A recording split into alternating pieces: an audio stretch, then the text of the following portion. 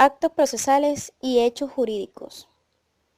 Es un hecho jurídico todo suceso, acontecimiento vinculado al derecho, y de allí que se distingan los hechos naturales de los relacionados por la voluntad del hombre.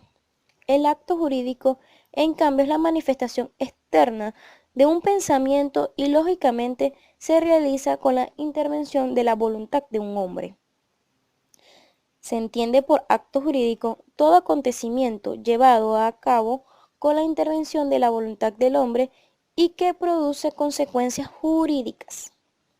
Acto procesal es el que se vincula al nacimiento, desarrollo y extinción de una relación jurídica a través de la forma jurídicamente regulada por la ley, que es el proceso. Se puede decir que por naturaleza del acto procesal son los hechos voluntarios que tienen por efecto directo e inmediato a la constitución, el desenvolvimiento, a la extinción del proceso, sea que procedan de las partes o de los auxiliares. Como todos los actos jurídicos, los actos procesales constituyen manifestaciones voluntarias de quienes los cumplen. En tal circunstancia, reside sus diferencias respecto a los hechos procesales, que se encuentran frente a aquellos en relación de género a especie y a los que caben definir como todos los sucesos o acontecimientos susceptibles de producir sobre el proceso los efectos antes mencionados.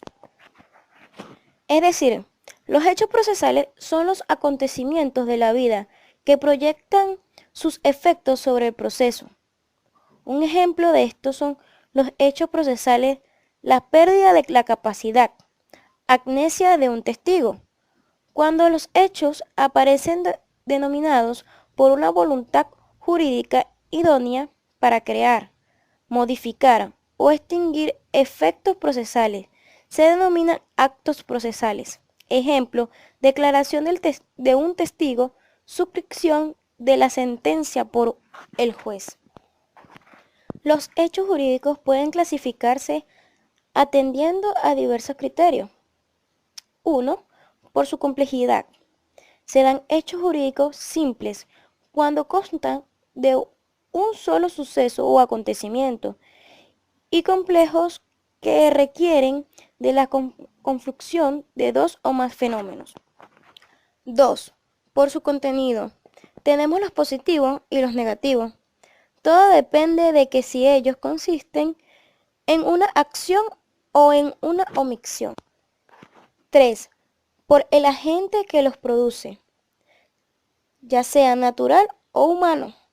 Se dice natural cuando provengan de un acontecimiento de la naturaleza y se entenderá como humano aquello que proceda de la intervención de un individuo.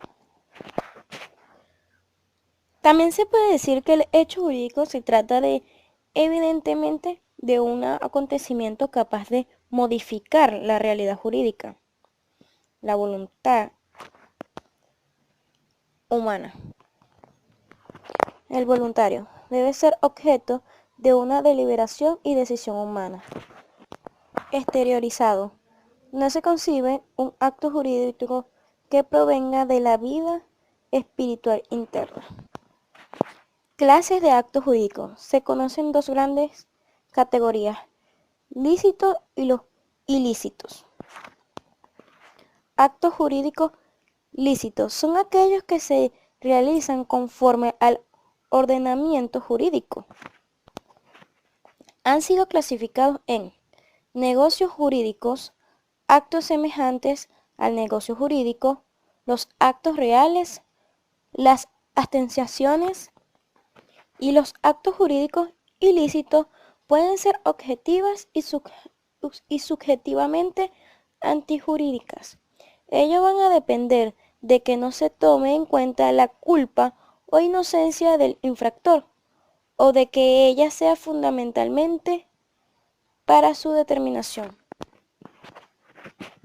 Para ser más concreta, los actos procesales son la manifestación de la voluntad con relación procesal emitidas por los órganos personales de la jurisdicción, juez, secretario y alguaciles, los jueces asociados y relatores, el Ministerio Público, las partes por quienes tiene el proceso una participación legítima, como sucede con la declaración de un testigo, un perito o la investigación de un tercer adhesivo.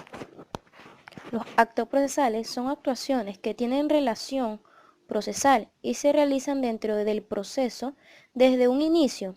Son ejecutados en forma concatenadas hasta la conclusión del juicio mediante sentencias definitivamente firmes, tras sanción u otros medios de autocomposición procesal. Los deberes, obligaciones y carga para realizar actos procesales. Deberes procesales. Estos se refieren a todas las personas que intervienen en el proceso y tienen como objetivo la correcta realización del proceso. O sea, que intereses colectivos para este interés esté por encima del interés individual del litigante. En definitiva, el deber procesal se traduce en actuar de buena fe. Obligaciones procesales.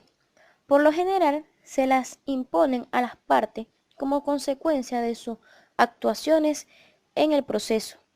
Es la llamada responsabilidad procesal y dentro de esta, una de las más importantes es la condena en costas a la parte perdidosa.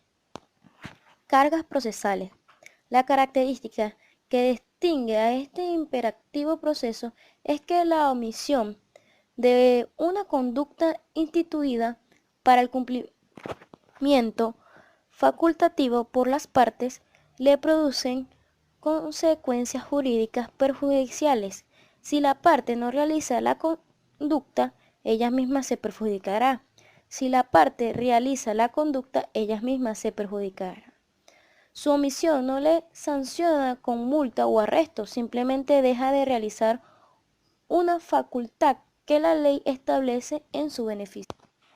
La carga permite a la parte actuar con libertad de cumplir o no, pero si no cumple, enerva un interés propio y crea un perjuicio o desventaja en su contra por no asumir la conducta establecida en la ley. El juez no tiene carga, solo deberes y obligaciones. Luego de los actos procesales, se refieren a la definición del sitio donde deben realizarse los actos procesales. Estos deben realizarse en lugares destinados como sede de tribunal, salvo para aquellos actos que previamente se encuentran en otro sitio, conforme a la ley, bien sea en las oficinas o a petición de partes. Tiempo de los actos procesales. A distinguir varios conceptos. El concepto de los días y horas hábiles para que se realice el acto. El concepto del lapso, entendiéndose como el margen del tiempo o periodo dentro del cual puede realizarse el acto, y el concepto del término, entendiendo como la fecha en que debe realizarse el acto.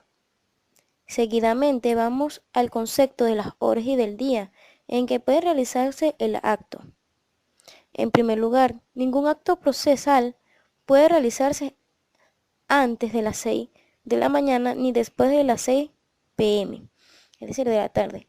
El Código de Procedimiento Civil derogado hablaba de la salida y puesta del sol. Tampoco puede efectuarse en día feriado, a menos que por causa urgente se habiliten la noche o el día feriado, pero con un día de anticipación. Un supuesto de causa urgente es porque se puede frustrar una actuación para acreditar un derecho o que exista el riesgo del manifiesto de quedar ilusoria una providencia. Es decir, que el acto solamente se puede realizar los días hábiles que son de lunes a viernes, desde las 6 de la mañana hasta las 6 p.m., que no se puede realizar los días feriados, ni incluyendo sábado y domingo, a menos que el juez presida de que es de forma urgente realizarlo,